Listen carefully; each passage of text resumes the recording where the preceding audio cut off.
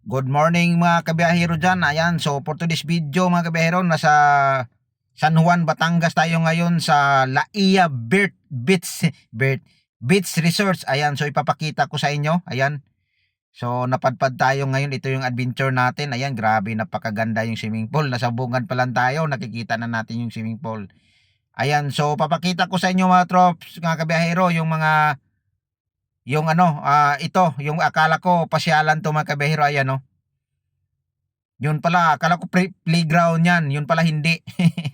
Grabe, napakaganda yung pagkaano nito ng mga kabiyahero paggawa nila. So ano pala yan mga kabiyahero? Room pala yan. Ayan, so mga kwarto. Kwarto-kwarto yan mga kabiyahero. Ayan no, kasi napakaganda yung pagkaano nila kasi corals tapos isda. So match na match talaga siya kasi tabi din ng dagat. So ayan no, yun yung mga aircon. So hindi ko lang alam kung magkano yung bayad nito sa overnight nila.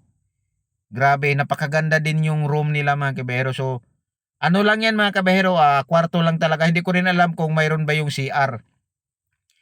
Kasi nakita ko talaga sa harap niya, ano siya, kwarto. Ayan, yan yung building na yun sa mga kabehero. Ayan, oh. Dito tayo sa pinakagilid. Ayan, yung building na yan. So, ginagawa pa. Yung swimming pool. Tapos, yan yung dagat. Yung mga payong, ayan, oh, yung dagat na yan mga kabehero. So, sulit yung adventure natin. So, adventure, Monday adventure, ayan. So, hanggang dito lang tayo kasi, dito lang yung simento. So, malamang siguro, aabot siguro nung dagat dyan pag may mga low pressure o may bagyo, ganun. O, hindi ko rin alam, hindi ko na sigurado. Hula lang to. Ayan o, yan yung mga bilog-bilog kanina mga kabiyahero. Yan, yung hagdanan, yun yung sa taas, ayan o. Kasi, tatlo yan mga kabiyahero. Dalawa sa gilid tapos nakapatong yung isa sa taas kaya may hagdanan. So napakaganda rin yung paggawa nila. Ayan ito yung swimming pool.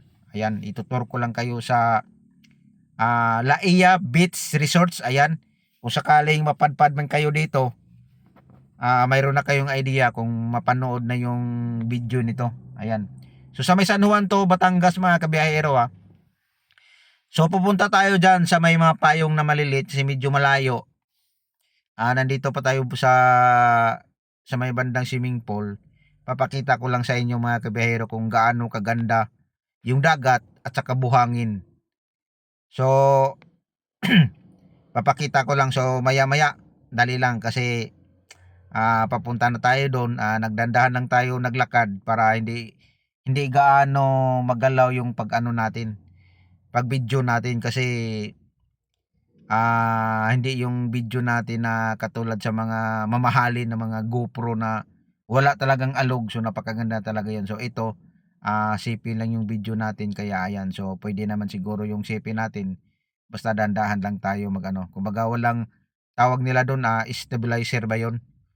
So yan, yun na side dyan mga kabero, ayan napakalinaw. Kaya lang, low tide siya ngayon. So medyo kahit low tide na napakaganda din kasi ang ganda ng buhangin, puting-puti, tapos pinong-pino, ayan. Yung mga plug niyan mga kabayro, yung sa dulo, ang daming naliligo. So malamang siguro mura lang siguro yung entrance doon kasi napakadaming naliligo kaysa dito. Kasi dito mga kabahero, may swimming pool. Siguro medyo mataas siguro yung entrance dito kasi may swimming pool. Yung sa dulo, yung nakikita yung mga plug na yun sa pinakadulo, ang daming naliligo doon, baka wala sigurong swimming pool. At saka doon din yan sa kabila, sa kabilang side na naman yan, ang dami ding naliligo doon. Baka mura nga lang din siguro o wala ding swimming pool. Hindi lang ako sigurado mga kabiyahero.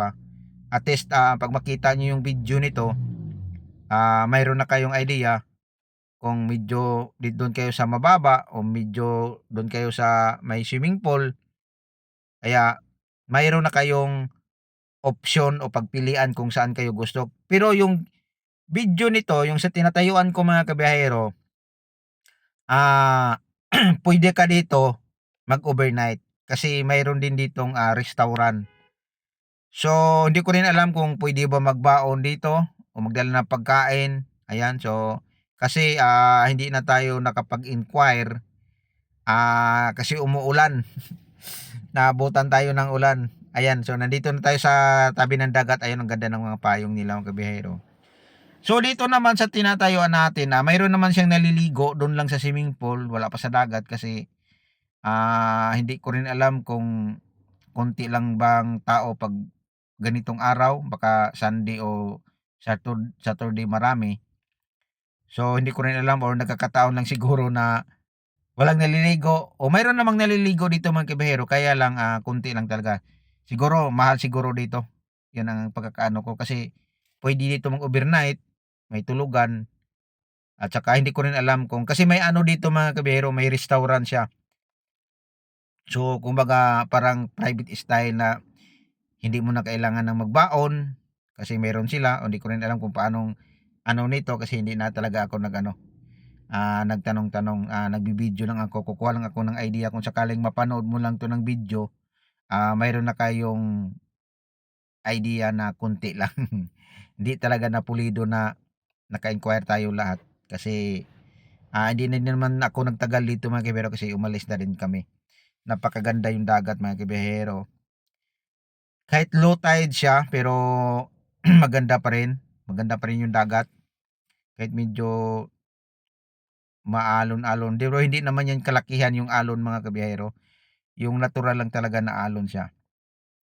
Ayan, grabe. Sulit na sulit yung pagpunta dito sa adventure ko, Mandi Adventure, ayan. So dalawang resorts po yung nahonan natin mga kabiyahero. So yung isa, Seafront Beach Resorts yun, i-upload din natin yun. Yung building na yan mga kabiyahero, papakita ko sa inyo mamaya, napakaganda yon. So, yung isang beach resorts mga kabahero, so hiwalay ko lang yung video na yon, tapos ito hiwalay din kasi magkaiba sila. Napakaganda din yon. Nasabi ko lang doon sa Seafront Beach Resorts, ano talaga yun mga kabahero, sure talaga ko yun na private yun kasi nasa ano yun nasa parang subdivision siya, tabi siya ng dagat. So, hindi ka talaga makapasok doon pag hindi ka wala kang bahay na nabili. Kaya ayun, so sure ko talaga napakaganda din yung malaki din yung swimming pool. So ito, parang hindi pa rin siya tapos pero mayroon ng ano, mayroon ng naliligo. So ayan yung building na yan. Kumbaga hindi siya bahay-bahay, building talaga siya, parang kundo o hindi parang kundo, kundo yan. Ayan, so hindi ko rin alam yan kung sold out na ba yan. Saka mayroon din ditong pasyalan. So hindi pa lang tapos. Yun nga yung mga kabero, grabe napakaganda yan pag matapos na. Oh. Ganon yung forma niya mga kabero pag matapos na siya. Ayan, so thank you for watching mga kabahero. Abang-abangan na lang yung upload natin yung isang sa Seafront Beach Resorts. Ayan sa San Juan, Batangas din. Magkatabi lang to sa ang pagitan nila na ito mga kabahero, 8 kilometers lang. Seafront Beach Resorts to La Ia Beach Resorts. Ayan, so 8 kilometers lang na yan lang yung distansya nila mga kabahero. So ulitin ko mga kabahero, thank you for watching and God bless ating lahat. So don't forget to subscribe my YouTube channel mga kabahero at ingat na lang po. God bless ating lahat. Bye-bye!